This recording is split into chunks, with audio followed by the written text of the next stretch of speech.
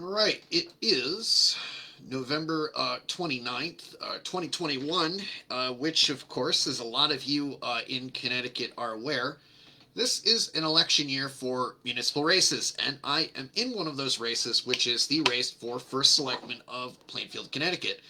A town I grew up in, a town I love, and a town that I would like to see do so much better. So, what this is about real leadership, a real first selectman, real change this November for Plainfield, Connecticut. This is about answering your questions and kind of just giving you the background of what you're buying, giving you a second to kick the tires and, see what's what. So, who am I? I'm a justice of the peace. I love making people happy, and actually, that's one of the most favorite things I've done is performing weddings. Out of the 14 couples I've married, only 2 got divorced. That's a pretty good track record. So I always like to say, you're stuck with them. There's no refunds, exchanges, or substitutions. And on the other end, I'm a litigation paralegal. I solve problems and I help people prevent them. I am currently the chair of the Libertarian Party of Connecticut, a position I will be turning over to somebody else at our next convention in January. So that brings a lot of management experience with it. I used to be an electronics lab tech, so yes, I am well-rounded. I am familiar with data. I am familiar with testing. So if you want someone who can interface with engineers, well, I am that guy too. And most importantly, I am your neighbor. I go to bat for you when the Democrats and Republicans hold a wet finger in the wind. And unfortunately, that has been Plainfield for all too long. And I don't care whether you're a Democrat or Republican. If it's wrong, it's wrong. And that's why you need a libertarian, because there is a lot that is wrong. And we're going to talk about it. And we're not just going to complain about it. We're going to talk about how to fix it.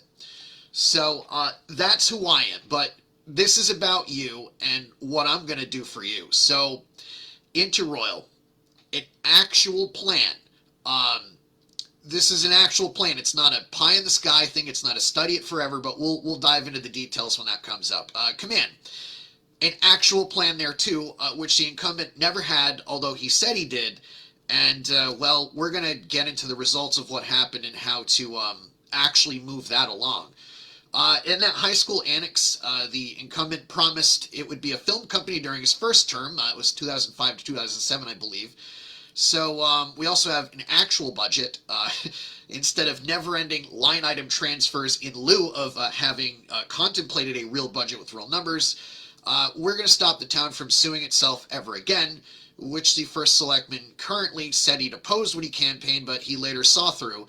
And then we're going to talk about railroad safety, a long, sorely neglected subject. Look, he could have fixed it for the price of a stamp, and we'll explain how.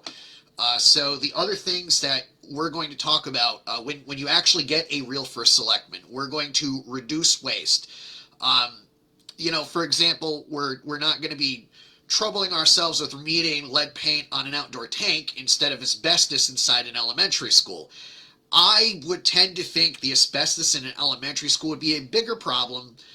Maybe my priorities are wrong, but that is for you to decide when you go and you vote in about a month. So, local COVID restrictions, a real first selectman believes in your body, your business, your life, your choice.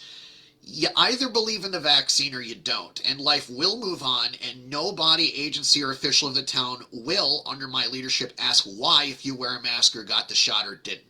So it's a 95% effective vaccine, so the marketing campaign says, and if you believe in it and you got it, you should just stick by what you believe. And if not, if you don't believe COVID is a threat such that you need to hide under your bed, well, then that's your right too. So we're going to talk about veterans set-aside preference to attract jobs, not warehouse jobs, not dead-end jobs, but actual jobs that pay good wages and have upward mobility. And we're going to talk about how real leadership works in principle and the basic core of it. And at the end, you're going to have my contact info so I can answer your questions. So here is how real leadership works. I'm a proactive guy. I implement a process to solve problems.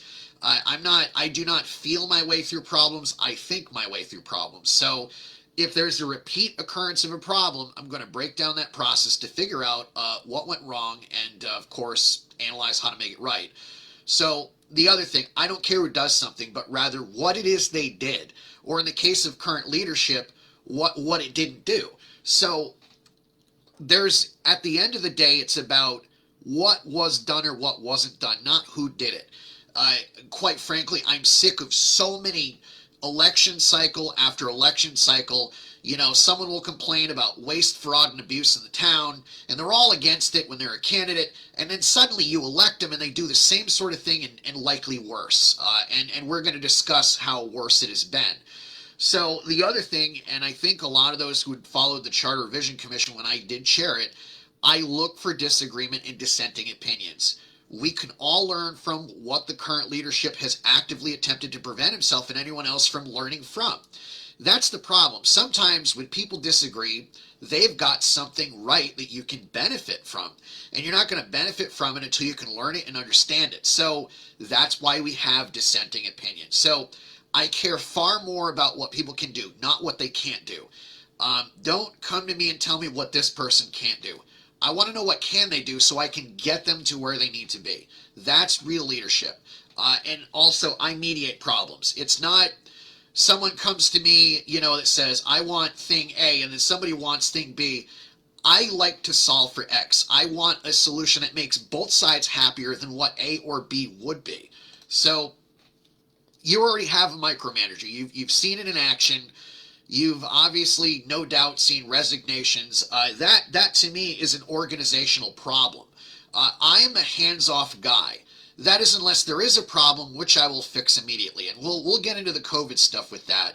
But otherwise, if it ain't broke, I'm not going to fix it. And of course, you've even seen it with Charter Vision. I mean, people that are familiar with the Libertarian Party have even seen this approach in my party where mistakes are acknowledged when they occur. They're not hidden, they're not delayed, they're not deferred. There's what occurred, and then I move on to identifying corrective action and preventing the problem from recurring again. You see, this is the thing. We have so many people that, rather than admit they made a mistake and own it and eat that proverbial crap sandwich as it were, the thing is, there really is a selfish interest in doing it for everybody who adopts it, which I share that. If you learn from your mistakes and you identify them early on, you're not dealing with a bigger and bigger problem down the road that has just gone well beyond control. Say, for example, like underfunding your pension. That could be an elephant in the room. I don't know, but we'll get to that. So otherwise, I take skin in the game. I'm reducing the first selectman's salary to $50,000. There's a reason for it. So if I can't take a cut, which I'm also doing by taking the job, I can't ask anybody else to join the fiscally responsible shared experience, can I? The current first selectman did promise in 2017 when he ran for the job, quote unquote, not a penny more. And he gave himself a raise of 3% plus a stipend of 3% of his total salary. You're probably going to want proof. I know some people are probably going to be offended to hear that, and you should be, whether you support him or you don't, but let's just go ahead and point you to where you can find it. So there's a debate page for the concerned taxpayers of Plainfield, Connecticut. I think if you all watch these videos, they will be very, very instructive and informative. But in one of those videos, the salary comes up, and he says, but not a penny more. I believe he points his finger in the air adamantly as such. Now, you're probably going to want to say, did he really do that? Did he really actually give himself a stipend? Yes, he did. Here it is. The minutes are for April 26, 2021. And of course, you've got the line item transfers in here. That's kind of, there's a lot. And of course, there's the whole getting the tank done properly.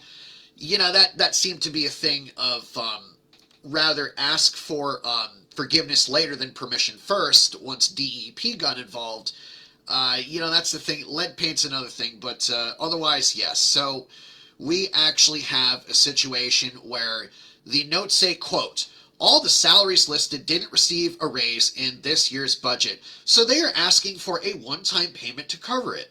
Salaries will not go up, it's just a one-time payment. So in an environment where people have been flattened by COVID, where they have been I only lost about 50 grand during that shutdown fiasco. I know people have done a lot worse than I did, but to give yourself 3% right out of the till, that just says let them eat cake. It is wrong. It is immoral for so many reasons. But let's move on. There's productive things to discuss other than the past. So you might want to listen to this debate. This happened yesterday. My opponents agreed on everything in that debate. There was no differentiation. So you can go ahead. You can go to WYY Radio's listening room, and you check in the 2021 debate series, the Plainfield First Selectman debate. Listen for yourself. You will learn so much about what I'm about to offer and describe here, and you're going to learn so much about what my opponents are not offering you. So, real leadership can improve upon that. If I have a plan, I can describe it to you, and you'll see that later in this presentation. And if I don't know, I'm going to tell you I don't know. If you have an idea that can be incorporated to benefit the town, I want to hear it, and I want the right department head it may apply to hear it, to consider it. And above all, we're not going to pretend long-standing problems such as Interroyal, Kaman, unsafe railroads, and unfunded pensions are ignored anymore. This has got to stop. So, Interroyal. This is the big thing, and now we're going to just get right into it. So, both of my opponents have studied and studied and studied this for only the sake of studying, and they both acknowledged this much at yesterday's debate. So, here's what we know doesn't work. Study after study. That doesn't work. The land bank idea. We know that doesn't work. That's had plenty of years in the making. So what do you have to show for it? Wish in one hand, spit in the other, see which one fills first. Then there's the whole, I think it should be a blank idea. That does not work. That is straight up fantasizing. And by the way, this is not how the market solves problems. Either there's an allocation of resources to be met, or there isn't, and it just doesn't make sense, in which case people don't do it. There's also the magic grant money this problem to solution approach, which that doesn't work either. And of course, there's just plain waiting for someone without awareness of the opportunity to solve the problem. The thing is, you don't have the right people in the room. That's the number one problem. So, Interroyal Reimagined. Plainfield does not own the site. However, it has substantial tax liens that can be dealt with by foreclosure, which we don't want to do that. Or state martial auction per General Statutes 12-157, which doesn't mean we don't get title to it, but a bidder does that wins the auction. Hold that thought for a few minutes. It becomes relevant later on. Don't get on your jump to conclusions, Matt. I'm going to explain how this all fits together. So bear in mind, we're not doing this the normally limited way. I know exactly what my opponents will say. We've tried the tax auction, it didn't work, and I'm going to tell you, you didn't give yourself a lot more room to be more imaginative, to promote it more, and we're going to go into how. The site has, of course, other than contamination, valuable resource recovery, which especially post-COVID construction material pricing, that makes the equation far more economically viable. It was one thing to buy bricks before the COVID shutdown. It was one thing to buy steel before the COVID shutdown. It was one thing to buy shipping containers, which have quintupled plus in price before the shutdown. But since the shutdown, all of this stuff is way more valuable than it used to be. So that's a benefit. So here's what study after study after study doesn't tell us.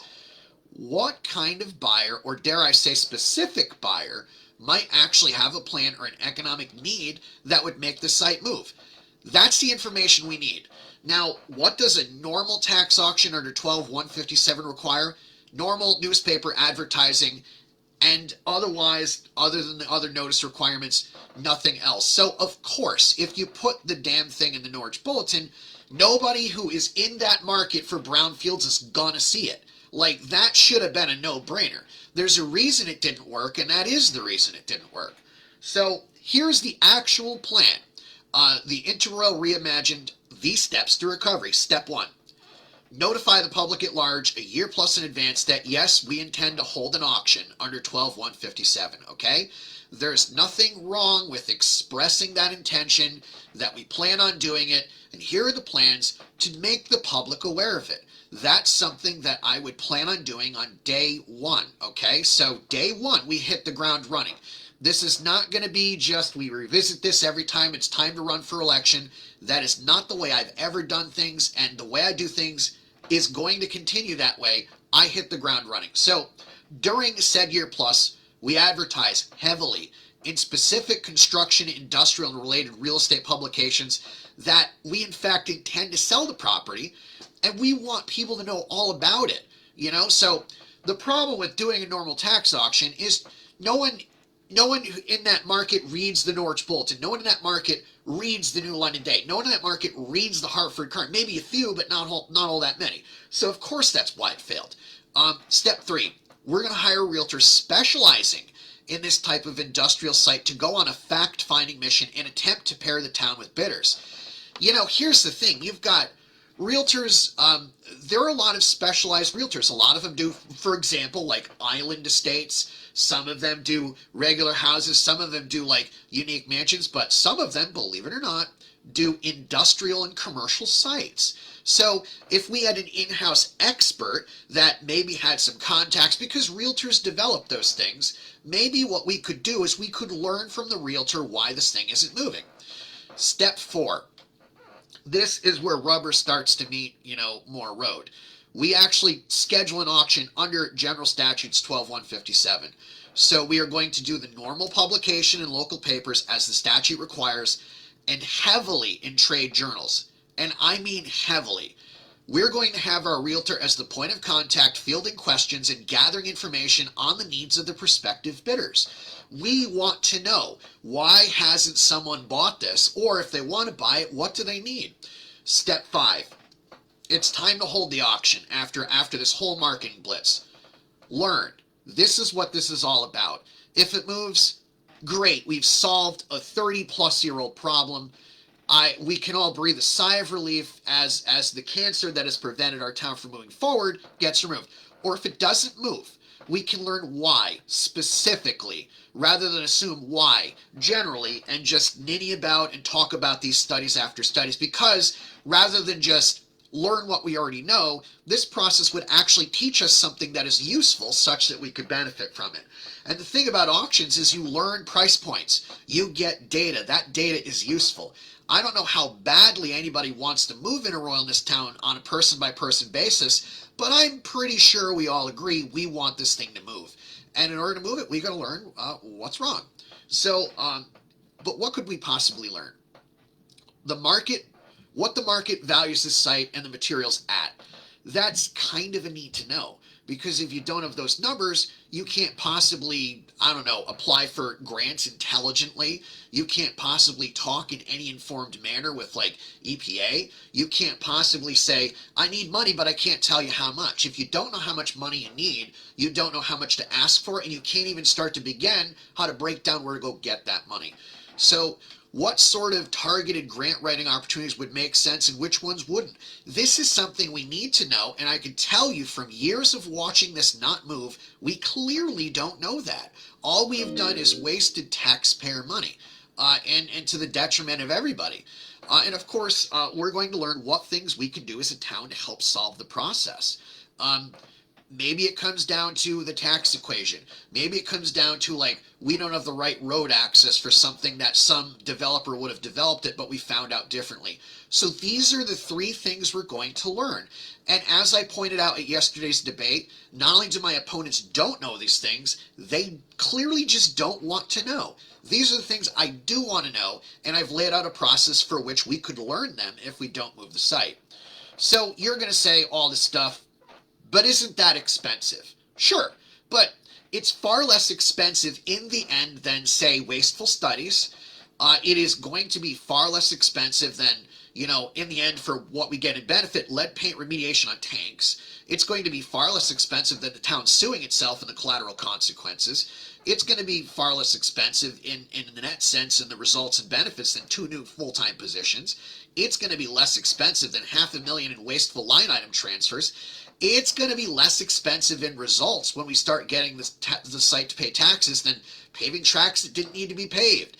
It's going to be less expensive than the damage that's resulted from selling a building to a bogus film company for $1 and thus turning it into an attractive nuisance with lead paint, mold, and asbestos. it's going to be more productive than raises across the board during COVID. So in short, we can justify this investment more than the above things which you've come to know, love, and enjoy over the last 2 years. So here's the takeaway on Interroyal. It's got to be a task that the ball is moved on daily in some manner. It's time to really try. There's no other actual plan other than the one offered here. Say what you want, but you can actually prove it because you can go to the proponents of the same approach and ask them to really break down, like, tell me the nuts and bolts of how this really works. You know, don't sit in a debate and talk about, but then we got to take the next step. Well, the thing is, you can't take the next step if you don't even actually know what the next step is. Here we have 4 steps, we laid them out for you. And the longer you wait to decide to elect someone who will do things differently, the longer it will take to do these things differently. So, if you like Interroyal the way it is, you've got 2 choices that agree on that. I'm different. And there's your plan. So, you're going to say, you mentioned Commander. Yeah, I did. And yes, your current first selectman campaigned on having an actual plan for that. No, he never really could have had a viable plan of any kind. Why, you ask? It's in receivership. It was in receivership when you were promised said plan. It still is in receivership. Don't believe me. Here it is. Here's the docket sheet. There's the docket number. This is available on the judicial website. You know all about it. It is staring you in the face. So, the time period of promised plan for command. It is filled with reports of the receiver, which, as you will see, what the receiver is working on is selling all of the materials. So say what you want, sit in a debate with me, talk about, oh, but we're talking to the lawyers, and we're working with the lawyers. Oh, really? And I took that as well pleaded, and I don't detract from that, but what I will say is what you're doing has not achieved the result that it was promised, did it? So all those neat piles of construction materials you see correspond to the current report, which is from September. I think it's September 9th. So all those piles correspond to all these different items on the spreadsheet. So if you want to know where these piles add up in the receiver's work, well, there you go. It's all aptly labeled such that you could identify each materials next to what building.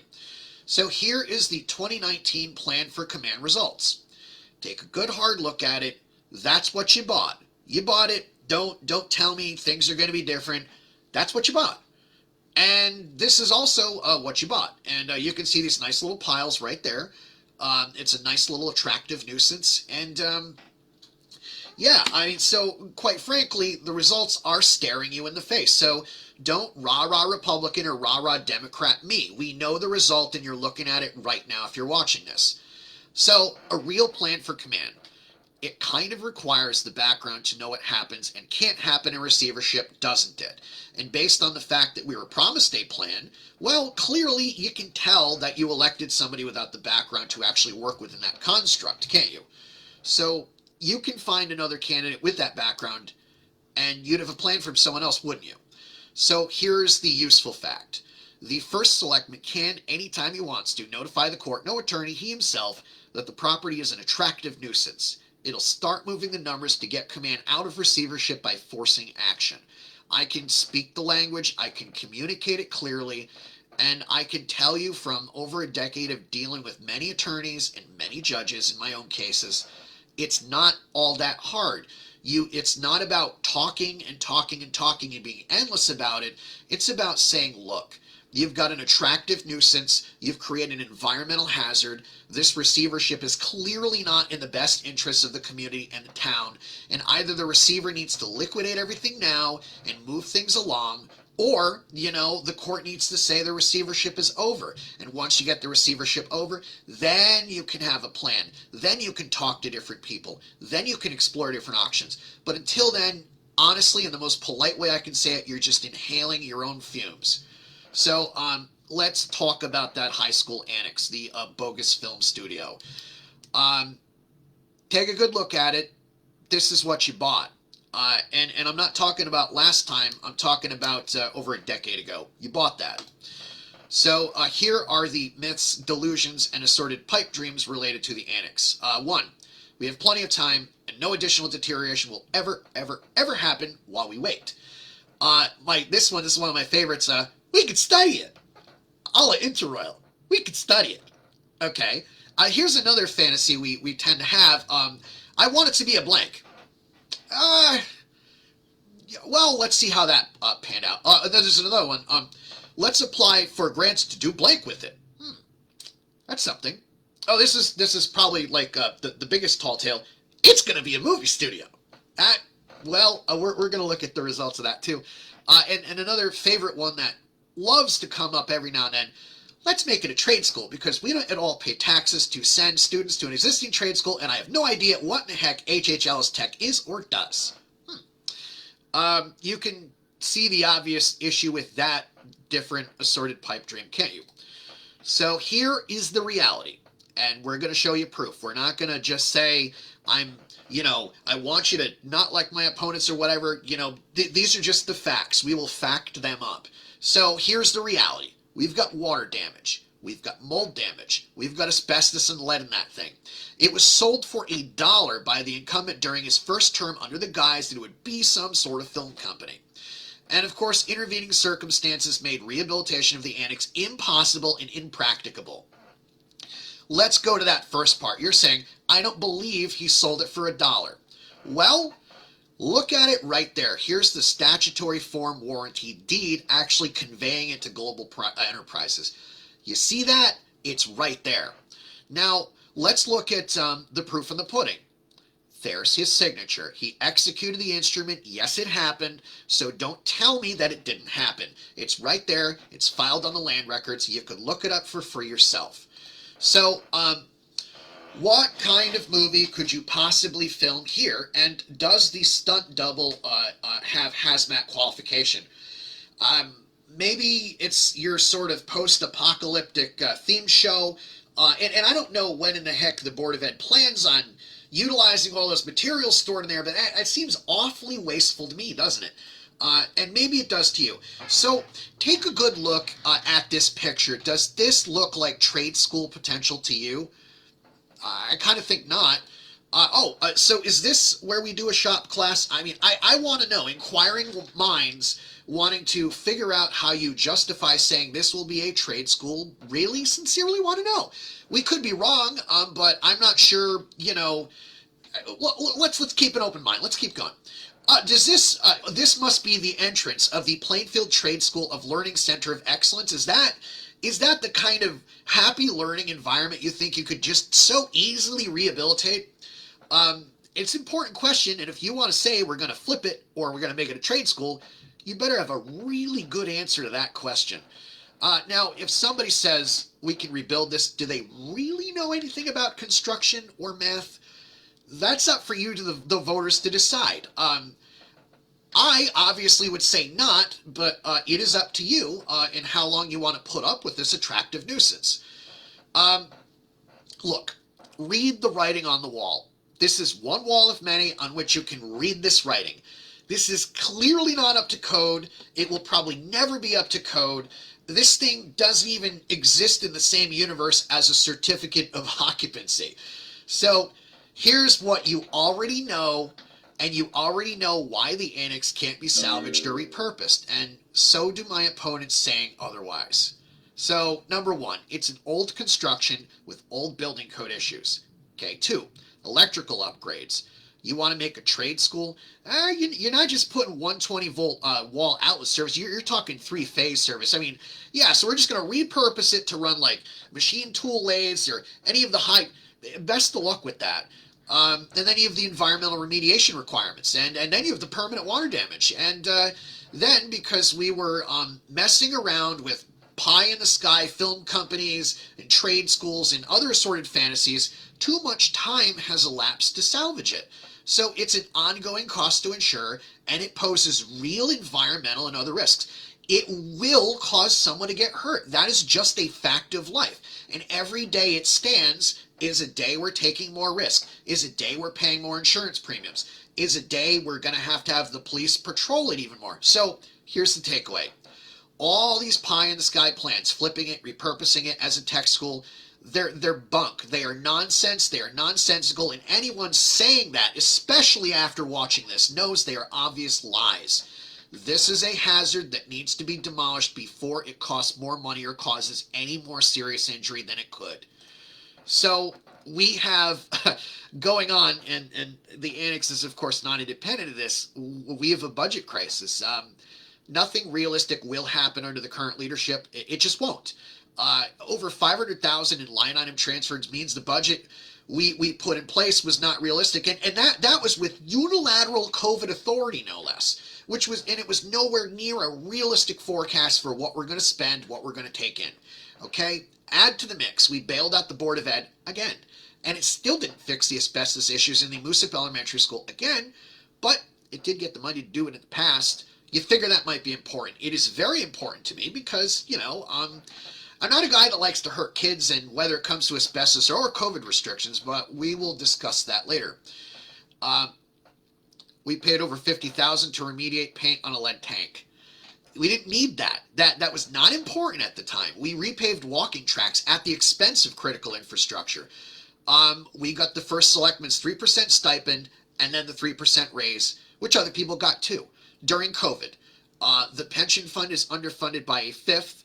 The town sued itself, and it even won against itself.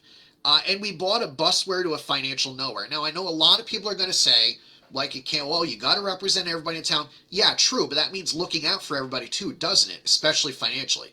So you want to know what this looks like. So a lot of people are going to try to say, oh, but the ridership is up. And, well, in order to say we're operating in the black and not the red, you have to have an operation that is justifiably productive the whole time. So let's just take a look at October 1st, 2020. There were a total of 3 passengers. This bus drove a total of 148 miles, and they purchased 25 gallons of fuel. I know a lot of people that are, saying, oh, but the price of gas is, well, yeah, multiply that by 25, do the math. You're probably saying that's just one day, that's just one example. Well, no, it's one of many. Let's go fast forward to 6 days. With a total of 4 passengers, went a total of 147 miles, purchased 27 gallons of fuel. Let's just go to April 1st, because everyone's like, oh, go in the future, things will be different. Fine. April Fool's Day had a total of 1 passenger, the bus drove a total of 149 miles, and it used 17, almost 18 gallons of gas. Oh, you're probably saying, well, maybe go back, let's check in the past. January 6th, 2 passengers, 1 wheelchair count, 139 miles. Apparently, they didn't look like they had to purchase any fuel, so at least we saved 1 day. So, yes, the town did sue itself, and I tried to stop it, but the first selectman sure didn't. It wrote a complaint against itself. We, my opponent and I, agreed when he was candidate the town shouldn't sue itself. He won. He refused to sign a letter instructing the town to stop suing itself. He replaced counsel for the town suing itself. I intervened. The town won against itself, so we need to pass an ordinance to prevent the town from suing itself in the future. So, here's the other thing we're kind of dealing with, costly grant misadventures. The Shepherd Hill Sidewalk project, which no one really wanted, which came at the expense of a sidewalk we could have received from DOT. You probably want some background on it, so let's just make some sense of it. There was a grocery store we all kind of know, love to go. It's called Big Y. Some of you may have heard of it. And there's frontage over there which really could use the sidewalk. And DOT said, well, why in the heck are you applying for Shepherd Hill? You will get the Big Y sidewalk. You'll get it. Apply for it, you'll get it. We just decided, yeah, we're gonna assume Amazon will pay for it. So we could have had something. It would have been worthwhile. And, well, guess what? We didn't. That's why we can't have nice things which are useful in the places that which we need them. Another thing that I point out is a full-time grant writer. This was not the time to do it, especially during COVID, because the problem with grants is this. You're starting $50,000, which is the salary of a full-time grant writer, in the red. You're starting in the red. So before you've received a single dime of grant money, you've already paid for this person to be there to take up space on the time clock.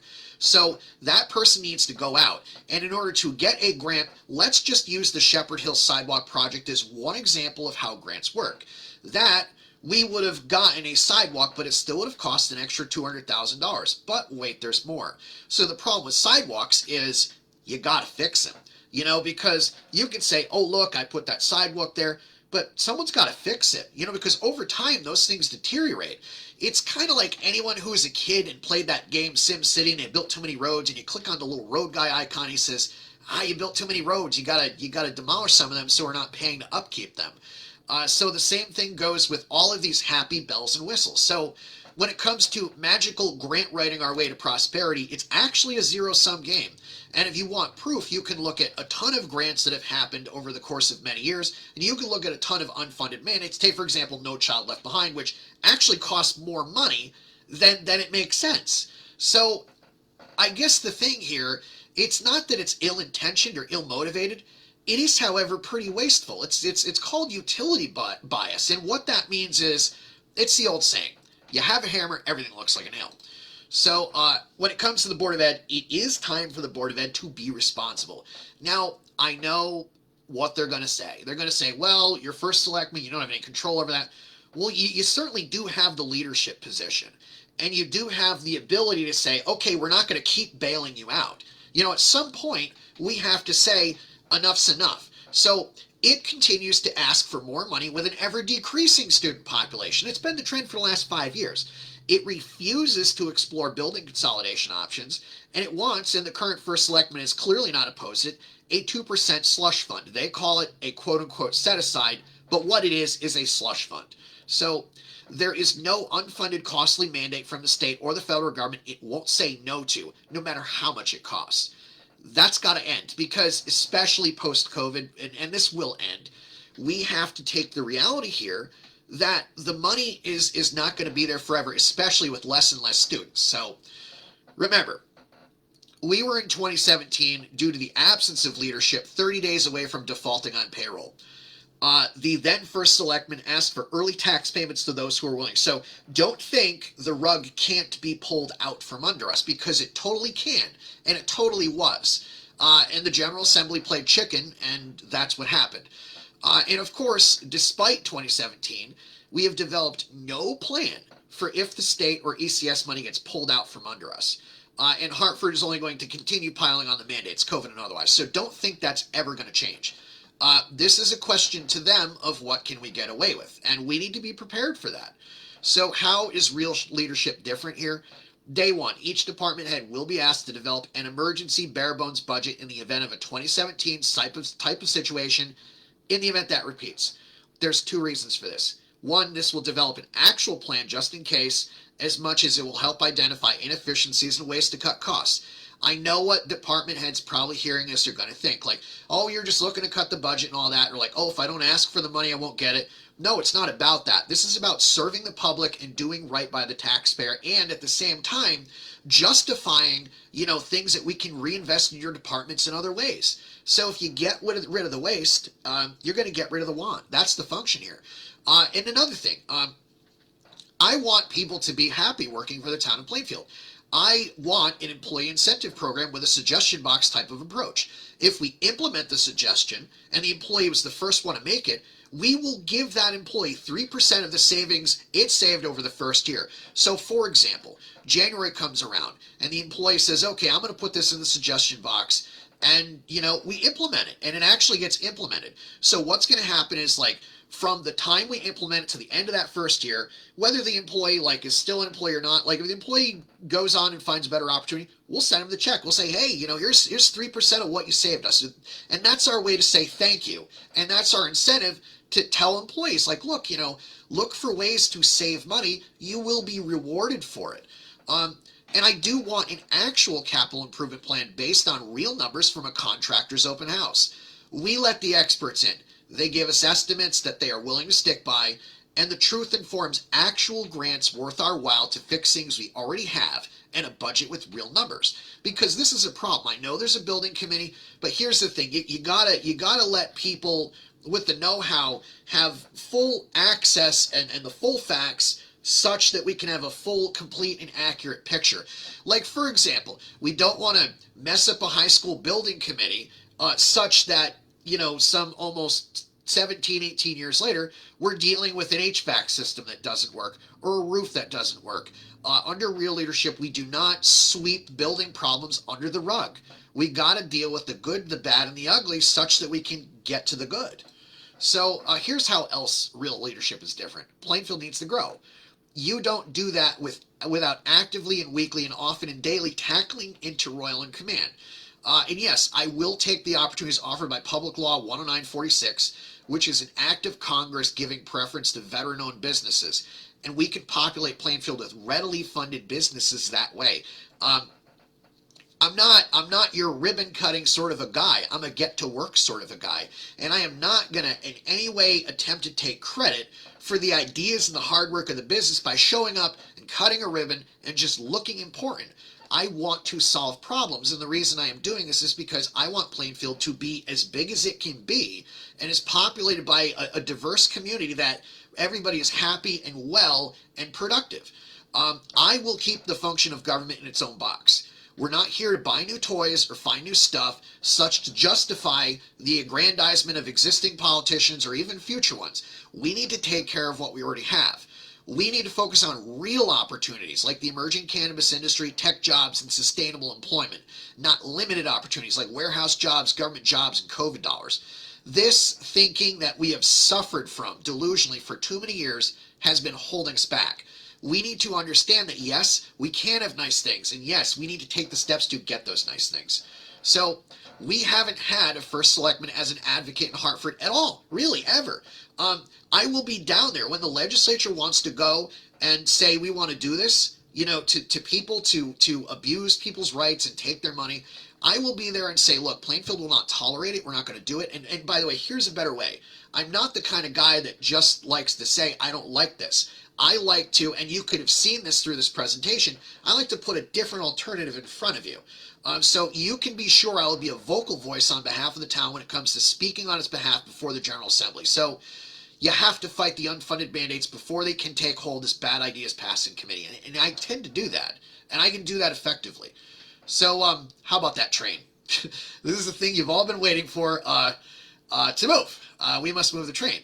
So sometimes that thing sometimes makes some unexpected stops.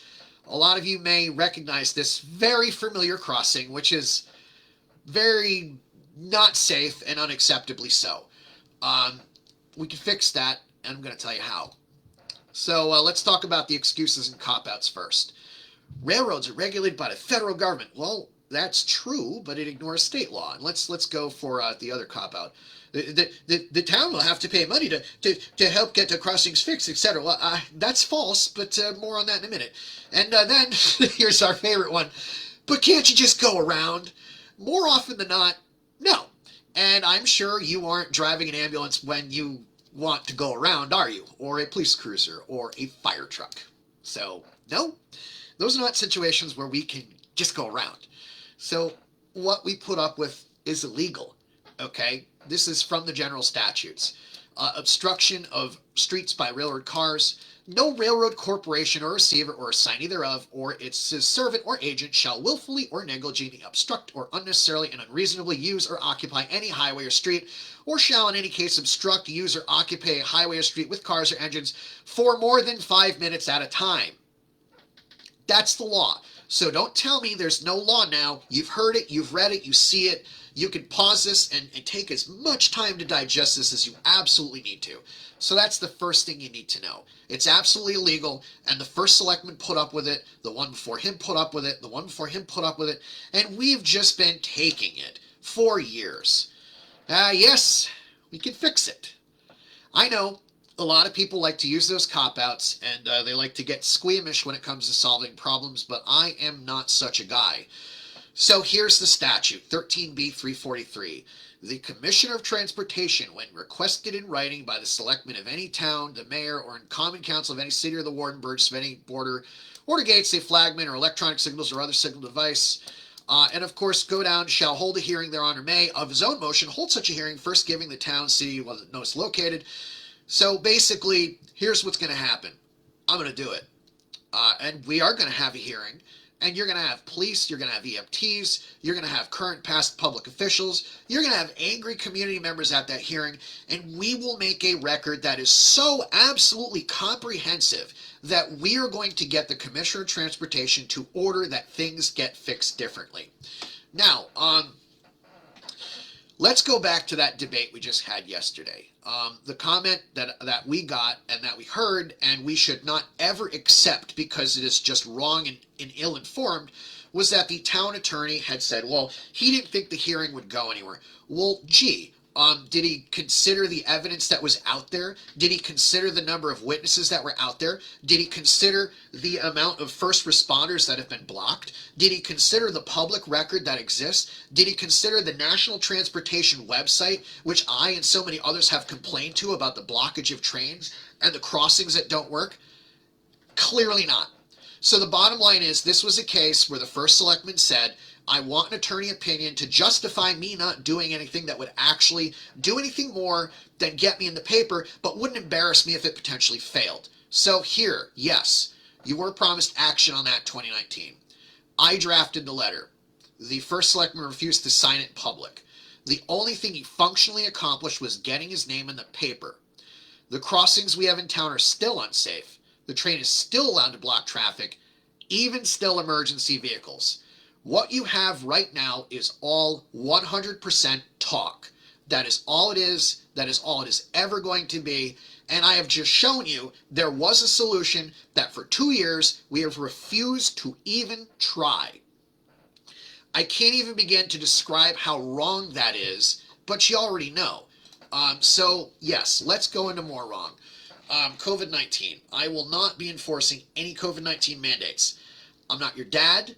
You don't live in my basement. It's your body. It's your choice. You do you. I will, however, be reducing to writing a communication to the Board of Ed that my official finding is the masks and the vaccine mandates cannot be enforced in any way that is HIPAA or ADA compliant in such a framework such it will assume you are exempt if you don't wear a mask or get shot. It's all you can do. You can't store all those health records. You can't possibly have a training policy in place to just do this stuff. Oh, and by the way, as much as my opponents all agree at the debate yesterday, we'd like this all to go away, the reality is it's not going to go away. It's not going to go away until we say enough is enough, we're not doing it. So if you have a loved one with a pre-existing condition or you have one such that you need an accommodation, we'll give you an N95 mask. It's a lot less expensive than all of the safety theater, and it actually works. And it's way more justifiable than school reopening programs that purposefully discriminate against the disabled. So if you think the first selectman will end the safetyism, especially cloth masks on kids, he would have done it by now if he actually wanted to do it. Look, he does what he wants to do. That's just been the case of anybody that's had that position. So like the ones before him, he'd find a way to do it. I mean, he found a way to do so many like creative funding things. So this is the thing. He can't cop out and say it's wrong because, you know, if it's hurting children, I'm going to draw the line. And I'm going to say that is a hard line, and that line will not be crossed. There are some things, I'm a hands-off guy, but when you hurt kids, you got a problem, and I'm going to solve it. So the whole thing at this point is about power and money, especially with a 95% effective vaccine. There has been no net public good that has come of the restrictions. None. What has come of the restrictions is clear. Unenforceable mandates that have no intention of going away on their own. And yes, I detest the idea of parentifying our children and treating them all as if they're sick for federal and state money. It is wrong. It is shockingly vile. It is going to stop. 42 U.S.C. 1986 would require I or the current first selectman intervene to stop it. Go read it. There will be no more government by Zoom. That was already exploited by every opportunistic municipality to spend unprecedented sums of money and grab power. It's been a 169 town thing, realistically, with some rare exceptions. So the bottom line is, rather than a safetyism, we have 2 brownfield sites, defective railroad crossings, and no present concept of fiscal responsibility to attend to.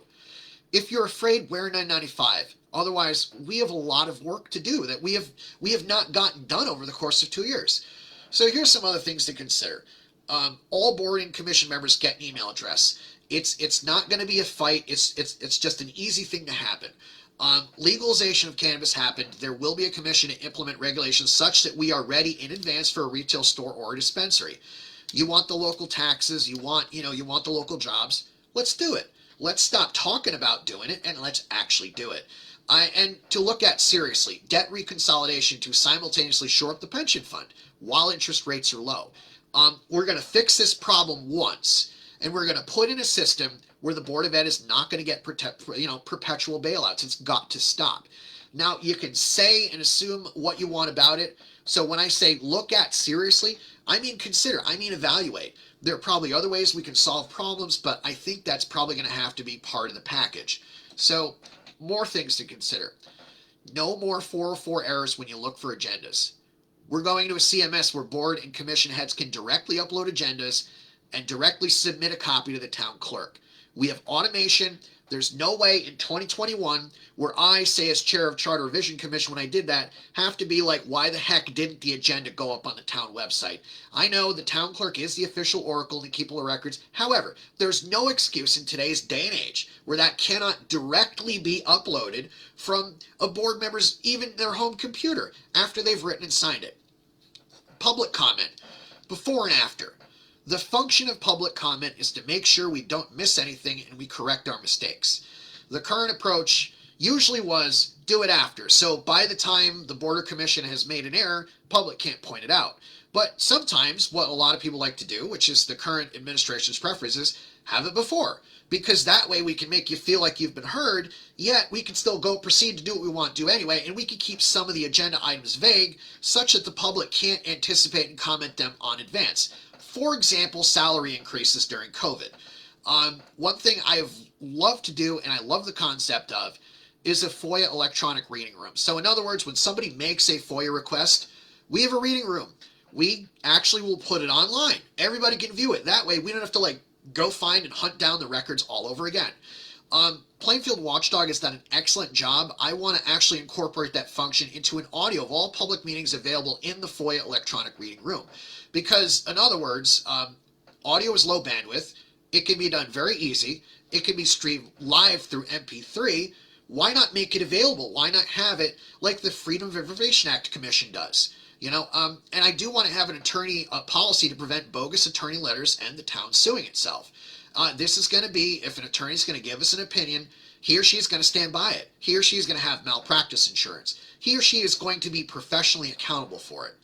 And Charter Revision Commission, I would like to have another one such that we can actually allow it to do its own thing. I don't want to steer it. I want to be completely hands-off. And I think one of the things we should consider is a 5-member board of selectmen, because right now, here's what you got and here's what you've had. 2 buddies get elected to the board of selectmen. He or she, whatever the pronoun is these days. I don't even know. But they're a quorum. Wherever they go, they're a quorum. And that we need to prevent that and solve it, rather than have people point fingers and blame and continue to bring up that old recycled fodder. So questions? Do you need a lawn sign? Headlinecopy@gmail.com. Send me an email. I mean, just give me good questions here. I mean, don't think a question is too tough. I'll answer it. If I don't know, I'm going to tell you I don't know. And of course, to donate to the cause and other libertarian candidates, there's a website right here for the PAC. And I am looking so forward to serving you, and I am looking forward to actually fixing problems. I mean, that's the kind of guy I am, and I don't want to make a career out of this. 1-2 terms, I'm gone. This is my jury duty, and the reward for me doing this jury duty is I get Interroyal fixed. I get a lot of this stuff just fixed because I'm running because this is stuff that all needs doing. And I hope you're all well. And if you have any questions, send them over. And until later, take care. And thank you for watching this. And I'm looking forward to seeing all of you on election